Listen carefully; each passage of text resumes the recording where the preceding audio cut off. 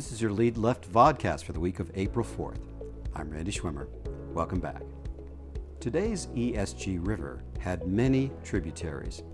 From Mosaic law in 1500 BC and the Koran to 18th century England to the 20th century's socially responsible investing, or SRI, all have joined doing business with doing good. In the last 50 years, it has taken on a greater urgency and focus. This period coincided with the rise of mutual funds that together owned controlling shares of public companies. Beginning with the U.S. Civil Rights Movement and apartheid in South Africa, fund managers used their growing clout to enact change in social equality.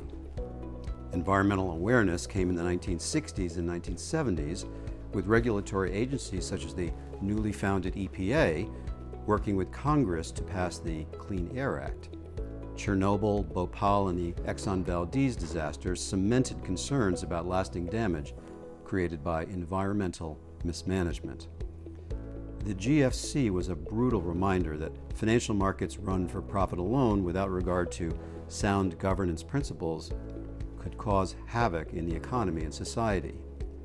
Finally, COVID and the racial justice movement underlined the S in ESG with issues such as racial equity, human capital management, frontline labor, and supply chains.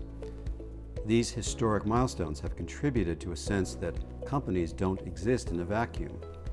As one study put it, there are links between the companies in which we invest and how they interact with the environment and society in which they operate. It's hard to know whether this is a natural outgrowth of a half-century's experience or reaction to investor pressure and regulatory scrutiny. That has led to an equal measure of skepticism about the value of ESG data.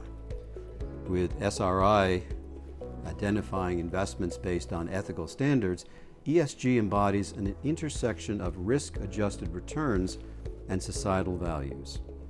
With technological advances allowing data from such esoteric approaches as geospatial analysis, climate value at risk modeling, and natural language processing, ESG signals have become both more exacting and diffuse.